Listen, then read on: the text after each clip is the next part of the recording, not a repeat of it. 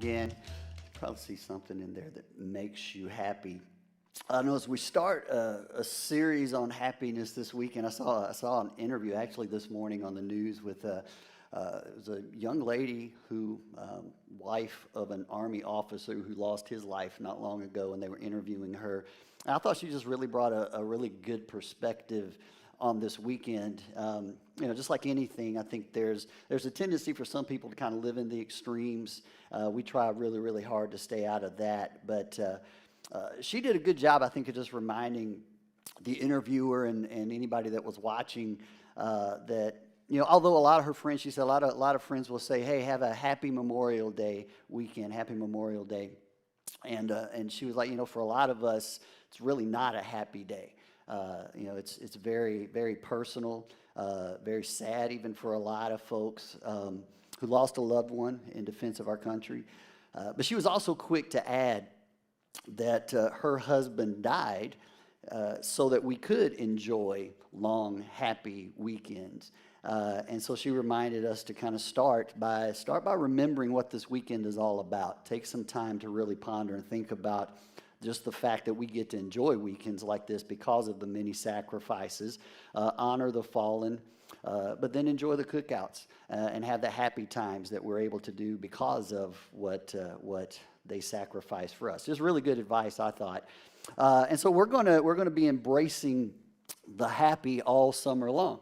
And if you didn't get a card on your way in, there's a lot of stuff going on between now and August. This will give you a little cheat sheet if you want to stay up to date with all the happiness happening around here. Get your kids a bucket of fun on the way out. Do some sidewalk chalk with them. But I want to start this series with a couple of really easy questions. I say they sound like easy questions, but they're really not. They're actually really difficult questions for a lot of people to answer. Like, first of all, this question: what makes you happy? What makes you happy? Most of us would come up with a few, maybe even some expected answers to that question. We know it's supposed to make us happy, but when you start peeling it back down to the why things make me happy, that make me happy, many of you, I bet, don't really actually know what makes you happy. Beyond, just the quick fix happy, and the way to know if that's true of you or not is, if you keep trying to be happy, you keep trying to find things that make you happy, but you're still not really happy, then you might not know what really makes you happy. Never finally get there. Here's another simple but really difficult question: what do you want? We did a whole series on this not too long ago because it's a pretty deep question as well. Because the truth is, a lot of people have a really hard time with this one too. Like, what do you really want? You know what you're supposed to want, and you know what should make you happy maybe, but deep down, you're not all that happy, and what you're doing to get what you think you're supposed to want isn't working for you. And so that's why we're going to spend the next few weeks talking about this, because this is going to be the happiest summer ever. Okay, a lot of circumstances. I wanted to call it like the best post-pandemic summer ever, but apparently we're not completely out of the pandemic, so we didn't want to go that route either. But it's going to be a happy summer if we want it to be. Not the question though. I want you to think about this. We're going to look at what makes you happy, not the question, but the statement, because I know what makes you happy. Now, I know that's a really bold statement for someone who probably barely knows some of you. Maybe I've not even met you before, but I know what makes you happy. That sounds pretty arrogant, Dennis. But it's not just me, okay? I want you to think about it. Every time you open up a magazine, if you still read magazines, every time you open up your web browser, every time you listen to the radio, every time you go on the internet, watch television, every time you do anything like that, there are people right now who you've never met in places that you've never visited that are creating ads based on how well they know you. They know you better than you know yourself sometimes. Scary. But they're creating all these kind of things to get your attention, to promise you what will make you happy. And let's be honest, okay? We don't need to even raise our hands. I won't even ask. But every single one of us have fallen for those things at least 1,000-2,000 times, right? We just kind of click, and if only I had, and if only I drove, and if only I could get more, and if only I wore, and only. Then maybe I would feel better about me. Then maybe that would make me happy. And we spend a lot of time, we spend a lot of money, and if you're still not happy, okay, maybe. And so I think we all tend to struggle on some level with this question of real happiness. And it's way different than quick fix happiness, right? I mean, you can market quick fix happiness. You can even preach about quick fix happiness. But you can't really you can't really peddle real happiness. So there are not many people in our culture, I don't think. Not because there are just bad people in our culture, but there just aren't a lot of people out there who I think are talking about the things that actually make us happy. And Jesus had a lot to say about this. And we're going to be looking at some of that over just the practical things Jesus taught us about real happiness and how to live a happy life. Today's kind of introductory, but for the next few weeks, we're going to talk about what really makes you happy. And if you're here every week, I promise you this will be your happiest summer ever. That's a big promise too. But let's jump right in with something we all need to be reminded of. And that's just simply this, okay? Real happiness is more about who than what. Okay, what I mean by that is it's relational. And this is one of the earliest lessons you probably learned in life. You may have, if you think back when you grew up, like me, I learned this on the street I grew up with, the guys and young ladies I hung out with and played with, just a bunch of who's that lived around me, right? And it didn't really matter what we had, at least where I grew up. And then I went into elementary school, right, and got into middle school and high school. And even then, for the most part, it didn't really matter on the front end what I had and where I lived, as long as I had the right bunch of who's around me, and I was included in the right group of who's, right? I don't know if that's true for you. Eventually, maybe you got some mobility, start driving, I could get around, I could kind of get out of my neighborhood, and you didn't have to stay with just the who's that lived around you anymore. So I start hanging out, and I start traveling to other neighborhoods and other kids' homes, and hanging out with other who's. And some of those, okay, they did have more than me, or they might have had less than me. They didn't have nearly as much as me, some of them. But the reason I went there, the reason you went there, the reason you went where you went was because it made you happy. And it wasn't necessarily just because of what was there. It was about what? It was about who was there. It was about hanging out with people that made you happy, because happiness is really more about who than just what. Because, okay, think about this. If happiness were just, what? About what we could just get, we could all just go get our happy whatever, get our happy thing, and go home, we'd be happy all the time, right? We got our happy. And it wouldn't matter necessarily how you treated me. I could just go home and get my happy whatever out, because this is what makes me happy, and then everybody would just be happy, and we wouldn't even have to worry about this. But you know what? Even when I have a happy what, when I have a happy whatever, happy what's usually lead to happy now what's. A happy whatever, happy what usually leads to a then what. It's kind of like caffeine happiness, right? It's good on the front end, but it usually kind of wears off over time. Like you think about just cell phones and stuff, right? You were happy with your cell phone when you first got it, and excited, and but when you got your new phone, now all of a sudden your just new phone is your old phone, and your old phone isn't as cool as your new phone anymore. You needed a new phone to make you happy, right? Same with your car. Sometimes same with your job, same with some relationships, same with a lot of different things. But here's the thing, okay, this is important. If something tends to get, that gets older and older and older, if it ultimately deflates your happiness because it's just the same old, and it's getting older and over, you probably weren't actually happy to begin with. You might have just been sold, right? You were just being marketed.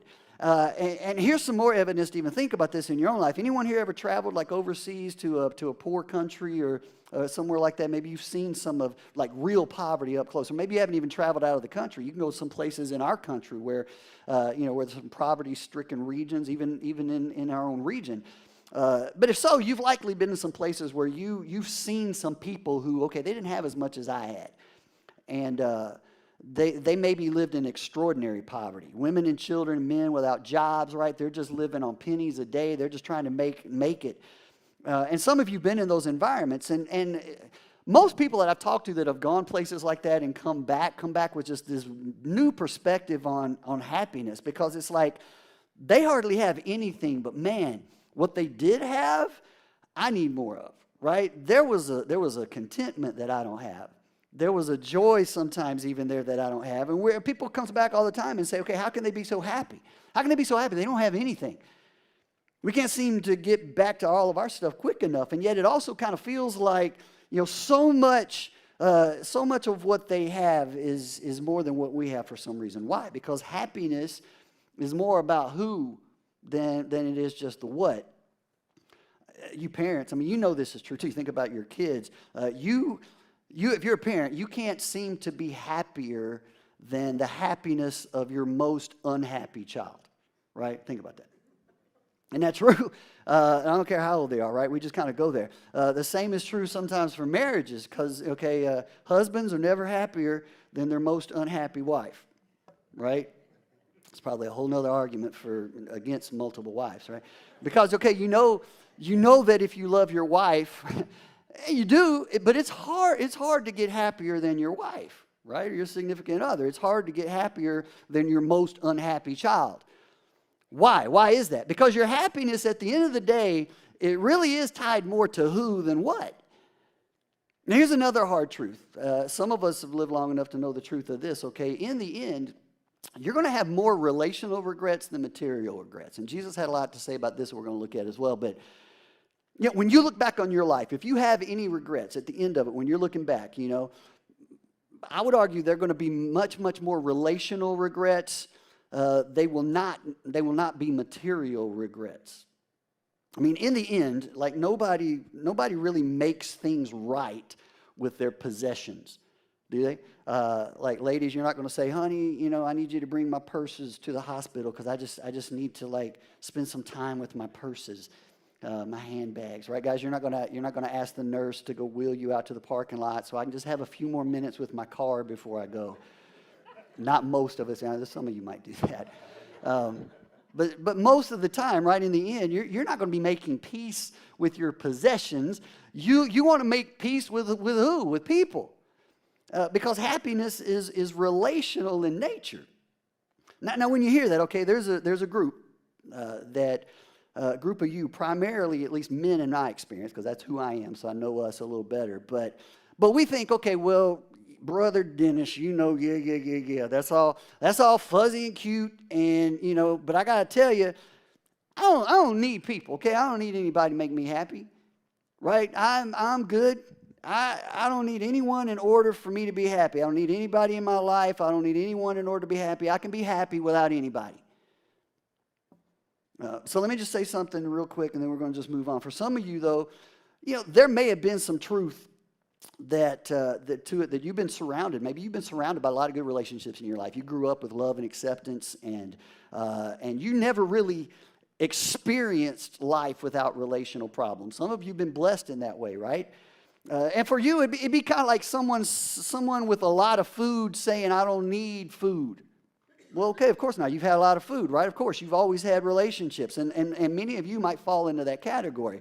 But for the rest of us, and I have to admit, I fall into the second group, we can't so easily fix our feelings of isolation or being outsiders, right? So we just kind of tell ourselves, no, I'm fine, right? I don't need anybody. I'm good. I am a rock. I am an island. That's a song, right? I'm good.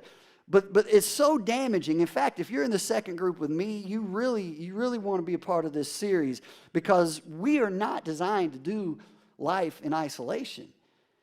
We're not made to, because we weren't designed that way. It's not a healthy thing, and ultimately, you're also robbing the other people in your life of your relationship and your companionship and your friendship and your support. This is what good old Dr. Freud, if you ever studied any kind of psychology, he once called this denial. And we think we know what this is, the psychological definition of it. It's a defense mechanism. We all do this, right? If the situation just feels like it's too much to handle, we block. We refuse to experience it because I don't want to deal with it, right? So when it comes to happiness, what does this look like? Well, when we can't get what we want, we tell ourselves we don't really want it. I don't need it. Denial. Classic avoidance, right? And all of us probably at some point in our lives or in some season of our lives have lied to ourselves or brought into our lives this lie. You know, when we can't get what we want, what we need sometimes, we just tell ourselves, you know what, I don't really want one of those. I'm fine without it. I don't really want that. I don't need that anyway. And in some cases, you know what, it really doesn't matter. But when it comes to relationships, when it comes to living life with other people, this is dangerous. It's an unhealthy way to think. Why? Because you were made for relationships. All right, so let me just review what we said so far. Here it is. Okay, here's the question. What makes you happy? What makes you happy? Okay, but for the rest of this series, if you stay with us, this is what I want you to do, just to keep you engaged and kind of paying attention. When I ask you this question from time to time, I want you to hear it not as a question, but as a statement, okay? We're going to put a period on it. Follow me? And then when I say this, what makes you happy? I want everybody to just spontaneously answer this way if you're following me, if you're tracking with me, right? What makes you happy? The answer is no. Because what does not make you happy? You with me? All right? Then it's not true. What makes you happy? Happiness is about who, not what. So, what makes you happy? No. Good job. Awesome. You follow me. Okay, any questions? Anybody confused yet? All right, stay with me. Because, okay, we're going to talk about the role of things in happiness and why we use things. We're going to get to that later. Okay, but at the end of the day, we just got to start with this understanding that things can't make you, no thing can make you happy. Now, there is one thing that is not really a thing. That's why I want to kind of land today. This is one thing, though, that every happy person does have. And when I say thing, okay, this isn't like a thing you can hold in your hand or go buy on Amazon or something like that. It's intangible. It's even a little bit fluffy. It's a little squishy. It's a little like, maybe guys, when I say this, you might consider this a little too sissy for you. I don't need this. But there's one thing. This is one thing that every happy person has. All right, and I want you to think about just somebody right now that you would think, yeah, that's a happy person. I know them. They're happy. You know what? They're just happy. Here's what they have. And maybe you've never thought about it in these terms, but here's what they have. They have peace. Peace. There's just a peace, a contentment about the way they live their lives. You know, on the inside, they're fine. They really are. They have peace.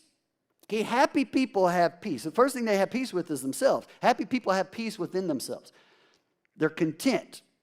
Like, you know what I mean by that? I mean, when you're with them, they may be rich or they may be poor. You know, they may be extroverts or they may be introverts. They may be all kinds of different things. They may have a lot. They may have a little. They may be married, single, divorced. You know, I mean, they could have kids. They could have no kids. But when you're around these people, whatever their stage and place in life is, they're just kind of happy in their own skin. They're good with themselves. And they make you kind of comfortable. In fact, you look at their circumstances, and sometimes you might want to say, like, are you in denial? Because you don't seem worried about anything. It's like I'm more worried about your circumstances than you are. Or are you even paying attention? You awake in there, right? Why are you so happy? Why are you so at peace all the time? I mean, you just seem to have this peace. But every truly happy person you know, think about it. You think about a really happy person, and if you're a happy person, this is true of you, happy people are at peace with themselves. Doesn't mean they have a perfect life, but they're just content. They're not warring with themselves. They're not trying to pretend to be something they're not. They're not always trying to base their happiness on everybody else's happiness. They're just at peace with themselves. Like, wouldn't that be awesome? The other thing you'll notice about happy people is that happy people are also at peace with other people. Right? They're not angry with somebody even if they're being mistreated. They're not easily bitter. And you hear their story, and you might even think, well, like, why? How in the world can you not be bitter with what you've gone through? And they say, well, you know, I just kind of moved on. I just chose not to hold it against them anymore.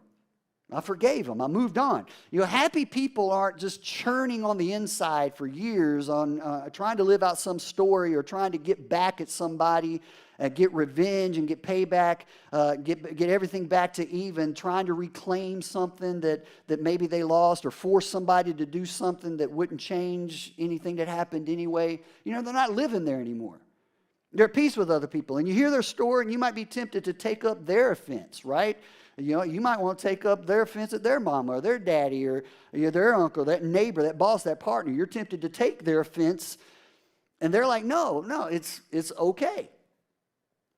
And you're thinking, no, it's not okay. I would be okay with that. And you think, okay, what is that? Is that denial? Are they in denial? No, that's peace. Denial is lying to myself about things that I probably need to give more attention to. That's denial. Peace is about freeing myself from bitterness that steals my attention from things I need to give it to. It's way different. And then the other thing that you'll discover about some happy people, a lot of happy people, I think, I'm not going to argue that this is all happy people, but most times when you meet somebody that is truly happy, I believe they're at peace with God.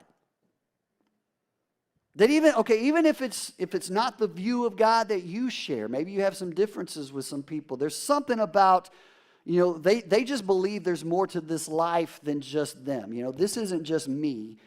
There's a bigger story at play. And they believe there's some sort of divine purpose to everything. They believe that in the end, somehow, there's going to be justice and things are going to work out and God is going to get what God wants. And they just have this confidence in God that allows them to walk through some stuff that would otherwise maybe steal my joy or steal your joy or happiness.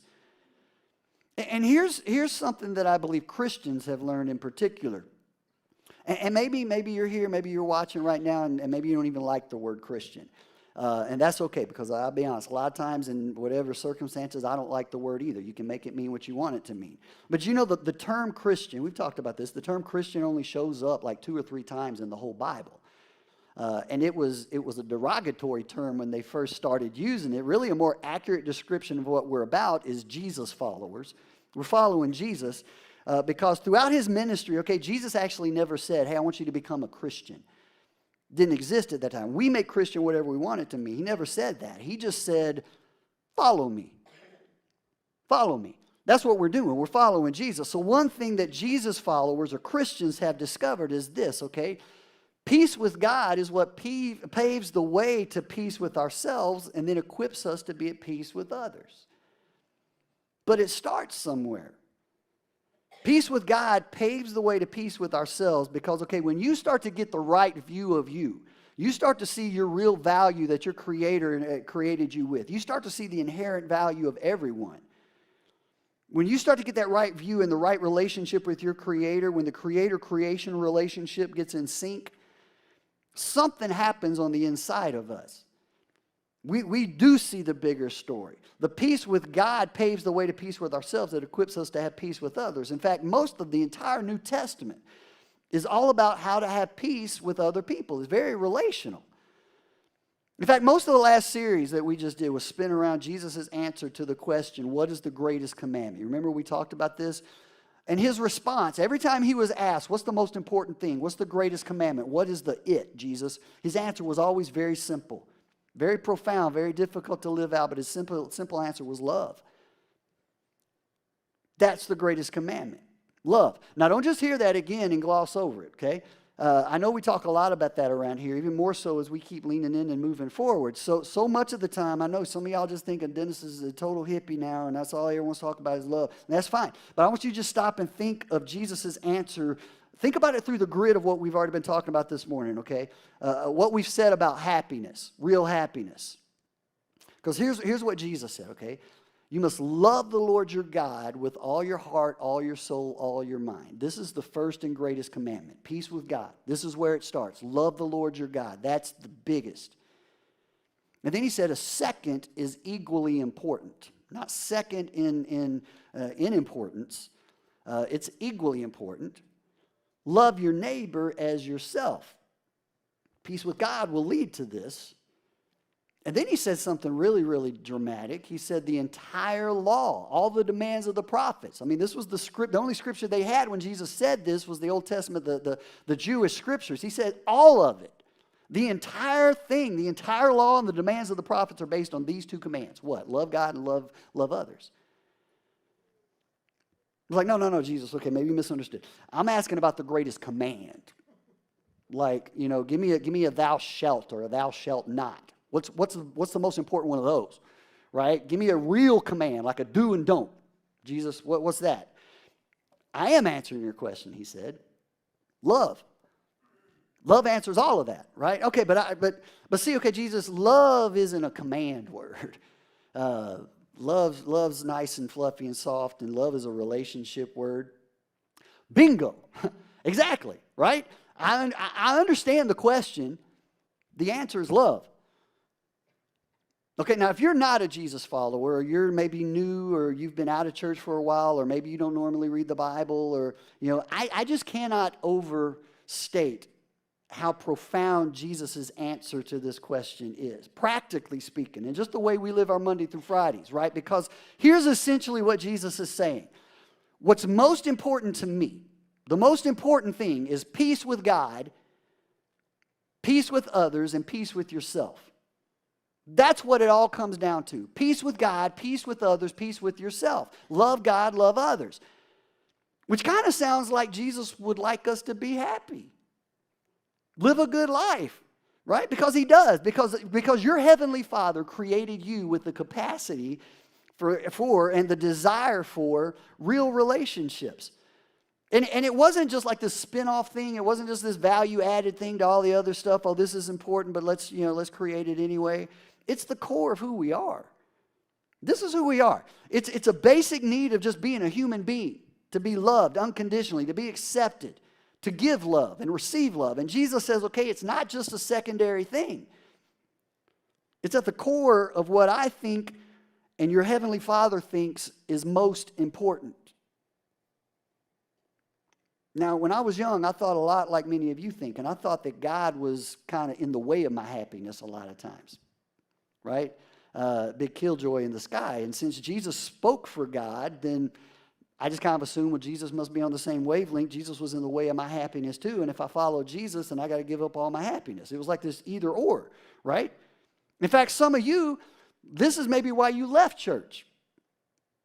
This is why you haven't been to church in a while. It's why you didn't want to come maybe even today, but somebody made you come or somebody bribed you to come, and now you're listening to this, and I don't think it's by coincidence, and I'm almost done, and you've made it with me this far. But okay, you kick back against some of this, I get it, because maybe like me, when you were growing up, the way that God was presented to you, the way that church was presented, or maybe just your church experience, there was this conflict all the time, right? There was either be a good religious boy or girl, be a good religious person, or be happy. Well, all my friends are out there being happy. They're not going to church, right? Okay, well, be a good Christian or be happy. Be religious or be happy. It was like these choices, it seemed like. And there was this conflict. Okay, but understand, religion, even church. I love church. But church is a what? And real happiness is more about who than what. Happiness is relational. And we've all learned the hard way. We've all learned some way or another that when we sin, and you might not like that word either, but we all understand right and wrong. We know what this is. When we sin, however you define it, when selfishness and possessiveness, when that kind of attitude starts creeping up in our lives, it erodes our relationship with others. It makes my story very small. It's all about me. And it erodes our relationship with God. Ultimately, it even erodes our relationship with ourselves. Because I'm just not a big enough story to live for by myself. And if you're carrying that kind of weight, whether it's guilt, shame, loneliness, hurt, bitterness, right? If you're dealing with all that on your own, then you're not only at conflict maybe with someone else, you're at conflict within yourself. And you're dealing with it all by yourself. And if you don't have peace with yourself, you'll never have peace with God. You'll never be truly happy. No matter what you drive, no matter what you wear, no matter where you live, no matter what answers you think you can come up with. And we all already kind of knew that. But one of the worst things that makes sin, what makes sin wrong? What makes sin? One of the worst things that I can think of is that sin separates by substituting. It keeps us from the real thing by substituting the fake thing, the wrong thing. Sin separates us from others. Sin separates us from God and from ourselves. Why? How? By substituting. Sin substitutes things like temporary pleasure for real fulfillment. It substitutes things for people, stuff for relationships, images for intimacy, right? Sin substitutes my rights for relationships. And sometimes sin, okay, oftentimes sin will substitute the immediate, the now, for the ultimate. That's the real danger. So in that way, okay, sin starts making promises it can't keep. Now I want to show you another verse real quick, and then we're going to wrap this up. But this is from the book of James. And this is the James that was the brother of Jesus. It's always just amazing to me that Jesus' own brother decided to eventually call him Lord. Was the coolest thing ever. He became a Jesus follower. But he writes one of the most profound things in the entire New Testament, I think, when it comes to this topic. Like, this is why I think even if you don't like the Bible, you don't like Christians, you don't like church, you should at least read the Bible just for stuff like this, even if you're not sure it's inspired, because just listen to what this says. This is so powerful. We're kind of jumping in the middle of a conversation here when he says this. He says, these desires give birth to sinful actions. Just think of the imagery here. It's like he says sin is birthed. It's like this cute little baby sin at first, right? You got to get a little comfy rocker and take care of it. Put it in this little car seat when you take it out, right? Give a little baby sin its little foo-foo, and make sure when it gets cranky, it gets his baba. And little baby sin, it's not going to hurt anybody. Little baby sin gets birthed, but okay, he goes on. He says this: but when sin is allowed to grow, because babies don't stay babies. When it's allowed to grow, it gives birth to death. Spiritual death, physical death, every kind of death. Now, whether you're a Jesus follower or not, every one of us have experienced this. We all know the pain. We all know the destruction in life. We all know what guilt feels like. Like, where does that even come from? Regardless of what you call it, we know the destruction of sin. And when sin becomes a part of a relationship, it ultimately destroys the relationship. And when you're not at peace with God or with others, and you're not at peace within yourself because that little baby sin became a full-grown sin, if that's you, you're not happy. You're just not, no matter what you have. Because what makes you happy? There we go. All right. Yeah, you catch on. That's right. What does not make you happy?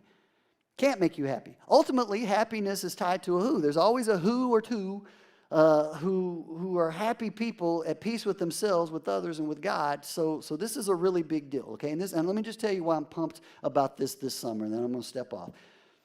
Because, listen, it breaks my heart. It really does. Because I've lived this too, but it breaks my heart. I think it breaks your heart when you see and watch people, when I have to counsel with people who have unintentionally, but in a real way, unintentionally undermined their own happiness, made a shipwreck of their peace. And then they spend an entire season of their life sometimes trying to be happy in ways that will never make them happy. And it's miserable and it's painful and it hurts to watch that. And Jesus talks all about it.